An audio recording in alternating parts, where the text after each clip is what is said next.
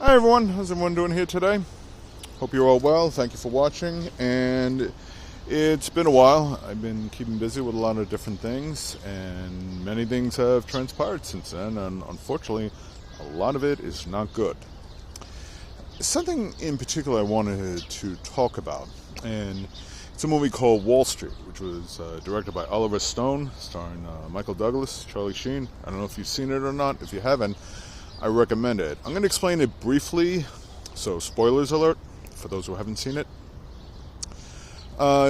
Charlie Sheen plays this young rookie broker in a firm, trying to sell stocks, and basically he wants to make it big.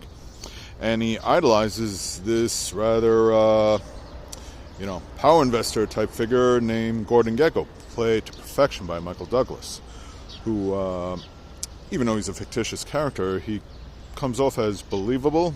He's a man of great wealth, and during the movie he gives this speech where he proclaims greed is good, like it's a way of solving problems economically.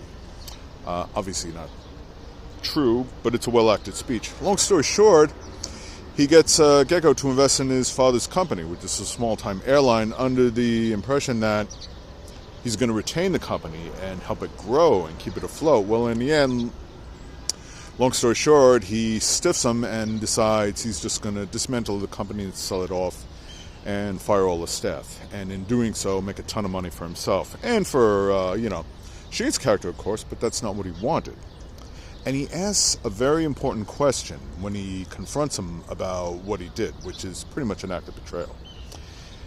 And he asks him, what is enough? What is enough? Like, he had a whole lot of wealth already. He was going to make even greater wealth with this deal with the airline, but that he didn't even need. So it's like, what is enough?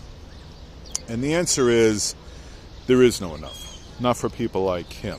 I used to work in the brokerage business years ago, and they had the idea that, let's say, unsuccessfully, of course, by the way, I'm not a rich person, never was, never will be, but let's say you're someone who was an account opener who was doing pretty well, and you made $10,000 in just 1 month. Not a crazy amount of money compared to billionaires, but a good amount of money compared to your average working class.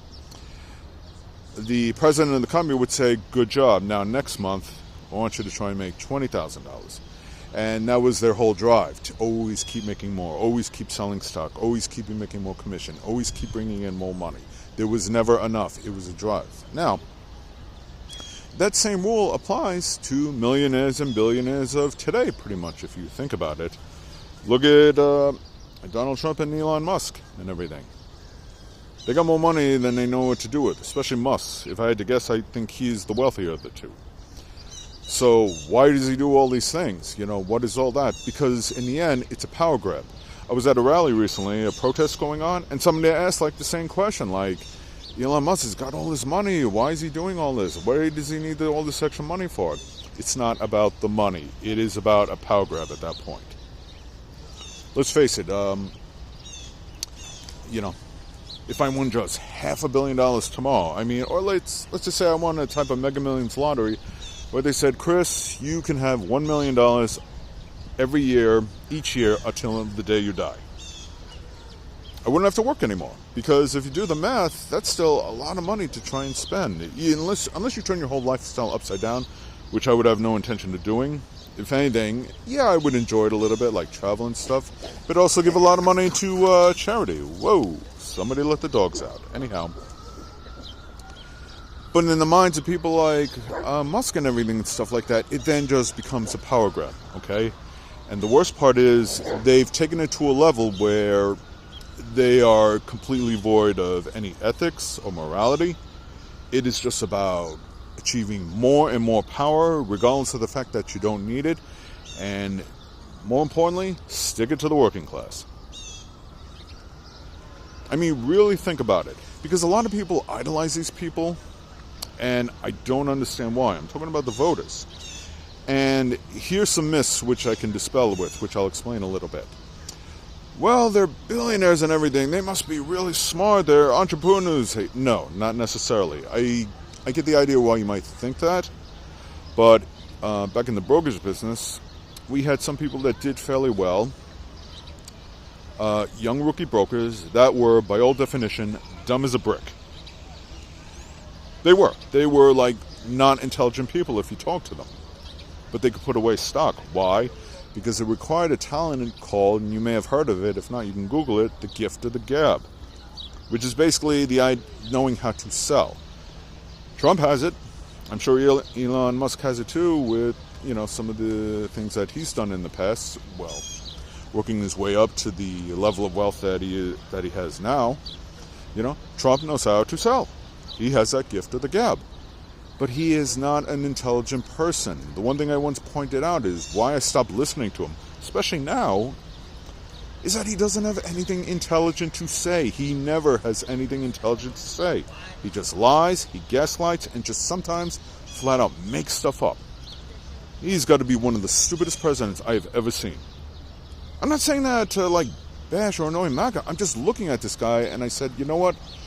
If he was a total unknown person, somebody I just bumped into in a bar, a Joe Schmo, talking the way he did, the way he does now, I would maybe listen to him for about 5 minutes and then just politely say, oh, my phone's ringing, I got to take this call. Because in the back of my mind, I think, what is wrong with this person?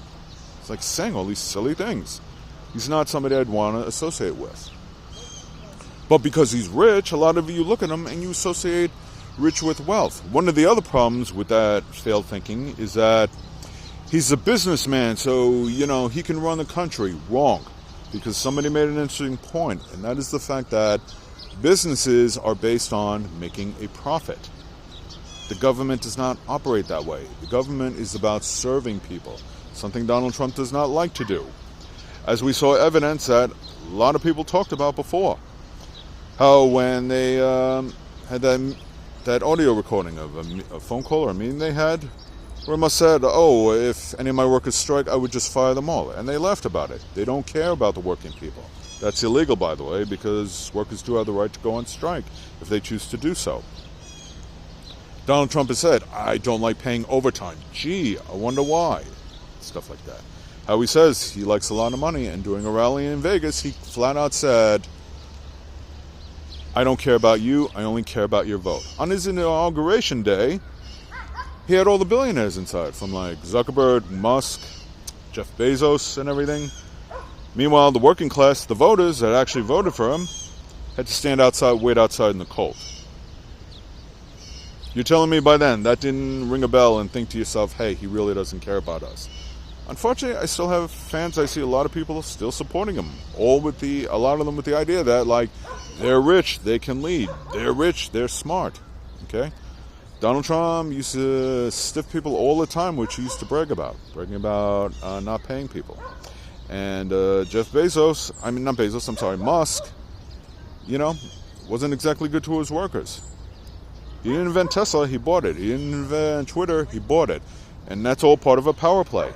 Buys a big social media company and then adjusts the algorithm so that his posts get all the views and that anyone who speaks out against him, he shuts their accounts down. Under the disguise that, he believes in free speech. No, he doesn't. Again, it is just a form of control. Did he need to buy Twitter? No, of course not. But it's a power move. It's what can he do next? And now, given the opportunity of giving a large sum of money to Donald Trump, he now has full access to the Treasury, and he can pretty much do whatever he wants. Like dismantling agencies that are investigating him or preventing him from expanding business, because he has government contracts with SpaceX and other companies. And if you think this is a problem, just ask yourself one simple question. What if this was Joe Biden doing it with George Soros? Could I turn around and say, but George Soros is, he's wealthy, he's got a lot of money, he can lead. I don't think deep down you guys would really be believing that. So my question to you is, why do you keep worshiping billionaires? Why do you keep wanting to support billionaires? Because two things. One, they recently passed their budget plan to the House, which more likely they will have the opportunity to make cuts to Medicare and Medicaid, which will seriously impact the working class. And when already he's done away with contracts, so farmers, they're potentially losing their farms. There are all these massive layoffs, okay? And a lot of them not done with any strategic thought. It's more like just going in with a wrecking ball. So you guys are worshiping some guy jumping up on stage, wielding a chainsaw. Like, how does that define success? It's more like Musk just making a bigger fool of himself. Oh, but he's rich, he's got money, he's weeding out all this fraud and everything. What fraud? There's been no specific, no details, no consistent messaging.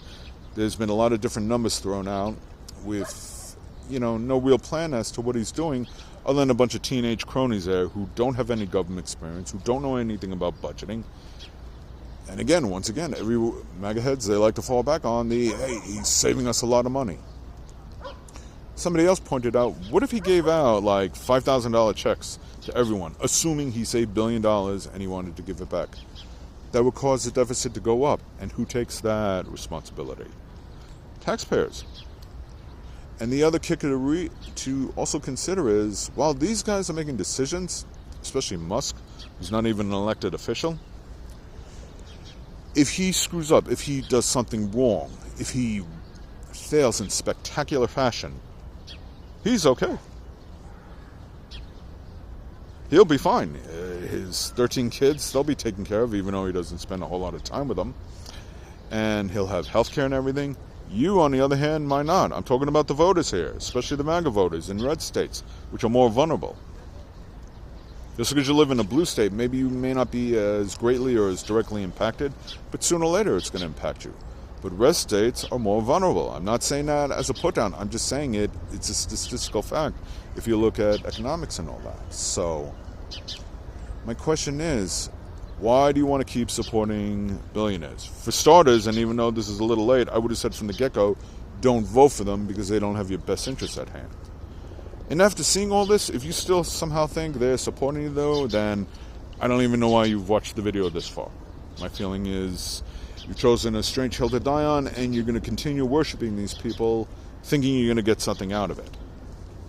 One of the things I've done that some have recommended is stop supporting them. In Donald Trump's case, he has the presidency. Stop buying his crap. Stop investing in his cryptocurrency. If he puts out more merchandise or Bibles or NFTs or any of that other crap, stop buying it. You don't need it. It's not going to help you. It's not going to benefit you. And it only serves to enrich him. One of the things I've also done is shy away from companies. I haven't bought from Amazon in years, nor do I intend to either. Does that alone impact his profit margin? Obviously not. But collectively, if we do that, that weakens him. People have been protesting against Tesla, and Tesla is going down. So if you plan on buying a car, don't buy a Tesla. Don't invest in anything Musk does. If you're in a store and you see shoes by Ivanka Trump or bottles of wine by Trump or any other merchandise that you might see, I'm not saying you gotta trash it or do anything bad. Just walk past it. Don't buy it. Don't give them the benefit of the doubt. Don't give them an opportunity to make more money from you. Spend your money on yourself. You still think I'm wrong? Here's some other points that I made. Back, I don't know if it was the hurricane or the wildfires, but Taylor Swift donated a large sum of money for relief for the people there that were impacted by those disasters. Did Trump and Musk do it? No. Not that I saw. He didn't do anything. You will never see a Elon Musk's home for children's cancer research to raise money where he donates all his funds for that. You will see a hotel for Trump where he'll cater to wealthy people so he can enrich himself, but he would never build a hotel strictly for, say, homeless vets or homeless people in general, which he could do in every major city. That would be a tax write-off, and it'd be helping a lot of people, but he won't do that. You'll never see Zuckerberg or Bezos do any type of charitable thing. Maybe they have, and if I'm wrong, by all means, feel free to leave a comment.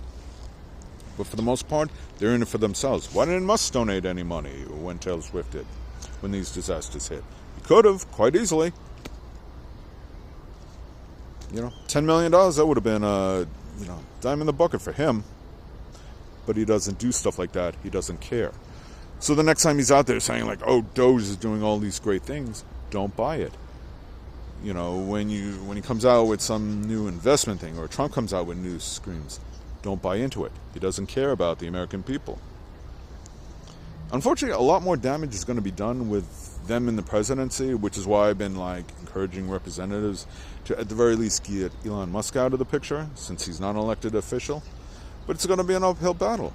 And eventually you got to ask yourself, am I going to be on the side of the millionaires, or am I going to be the billionaires, the wealthy?